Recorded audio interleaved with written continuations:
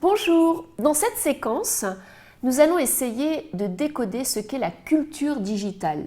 Cette culture digitale que le manager doit absolument intégrer. La culture digitale, en fait, ce sont des nouveaux comportements et ce sont des nouveaux réflexes. Cette culture, elle se décline autour de 5 compétences. Tout d'abord, oser la différence, gérer l'information, penser data, générer du contenu et travailler collaborativement. Nous allons voir tout d'abord la première compétence, oser la différence. Alors, dans la culture digitale, ce qui est important de comprendre, c'est qu'on a de plus en plus de concurrence. Pourquoi? Tout le monde peut s'exprimer sur les réseaux sociaux. On est dans une logique où tous les possibles sont permis. Des petites entreprises avec très peu de moyens peuvent aujourd'hui concurrencer, on l'a vu, des entreprises séculaires. Et donc, dans ce marché concurrentiel, il est important que chacun puisse s'exprimer par rapport à une compétence stratégique, par rapport à une valeur ajoutée, à une différence qu'il pourra apporter aux autres. Mais pour connaître cette différence, il faut absolument avoir un rapport à soi, se connaître soi-même, savoir là où on a des atouts et comment les valoriser auprès des communautés.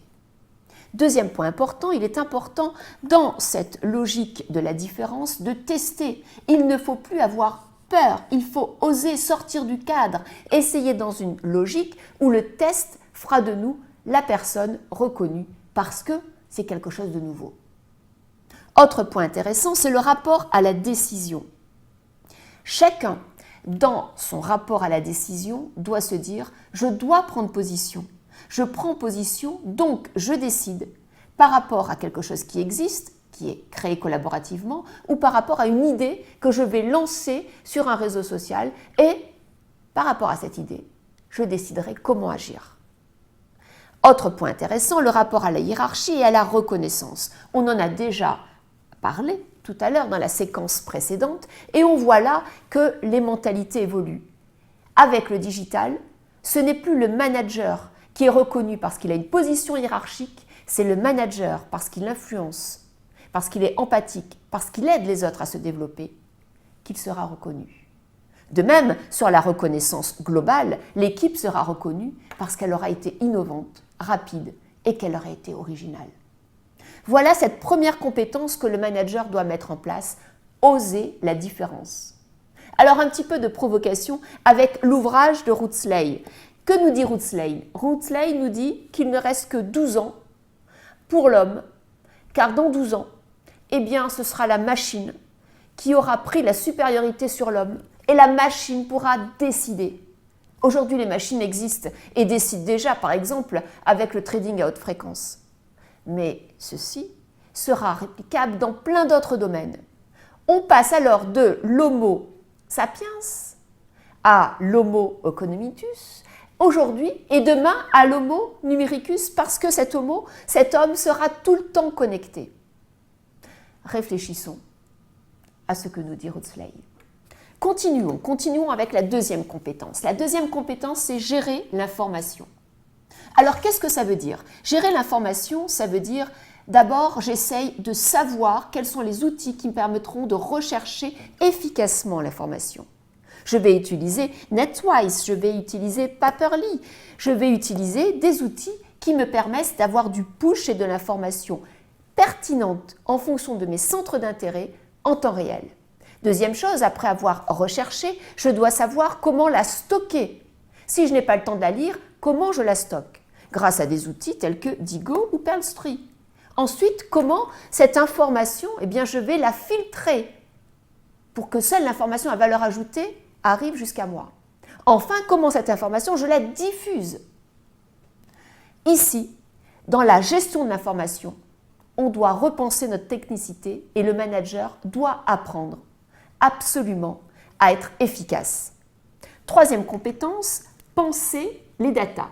Qu'est-ce que ça veut dire? Ça veut dire qu'il faut absolument que le manager prenne conscience que la data est une monnaie, la data est partout. Dès que l'on est sur Internet, on va laisser des traces, on va laisser des chiffres et ces chiffres, il faut les exploiter pour en faire des arguments. Il faut comprendre que demain, dans l'activité des entreprises, le big data prédictif sera absolument essentiel et stratégique. La data doit être un nouveau réflexe. Et il faut utiliser les data, et on n'a pas besoin d'être super bon en mathématiques, on a simplement besoin, quand on est manager, d'utiliser des outils précis. Quatrième compétence, générer du contenu. C'est au manager à absolument utiliser l'information et rajouter de la valeur ajoutée pour la diffuser avec du contenu. Qu'est-ce que cela veut dire? Cela veut dire utiliser des outils tels que des outils donc infogrammes ou des outils de présentation comme Prezi qui vont permettre de donner du sens, de donner de la puissance et de donner de la visualisation pour retransformer les informations et donner de la valeur ajoutée au message que l'on souhaite sélectionner. Cinquième compétence, travailler collaborativement. Le manager doit aider les collaborateurs à passer du mail au réseau social collaboratif. On est dans une logique ici d'efficacité. Au lieu d'avoir de plus en plus de mails, on va sur un réseau collaboratif et on sélectionne l'information. Le manager doit également aider les collaborateurs à passer du mode projet au mode communauté d'experts. Vous voyez bien qu'il y a énormément d'outils, de façons de travailler collaborativement. En d'autres termes, le manager devient quelque part une sorte de community manager. C'est-à-dire qu'en plus de toutes les compétences qu'on a pu voir dans les autres séquences, cette compétence manager, community manager, doit absolument faire partie de son ADN. Interrogeons-nous maintenant sur les compétences du leader à l'ère digitale.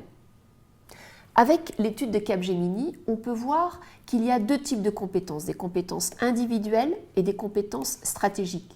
Le leader doit être un producteur d'informations, un distributeur, un diffuseur d'informations et aussi accueillir les idées des autres. Mais c'est aussi quelqu'un qui conseille, quelqu'un qui va orchestrer différents types d'organisations et différents types d'idées et quelqu'un qui va également analyser. Voilà. Tous les débats sont possibles sur le manager à l'ère digitale, sur le leader à l'ère digitale. Et maintenant, on sait que les compétences digitales peuvent être un point qui nous rassemble.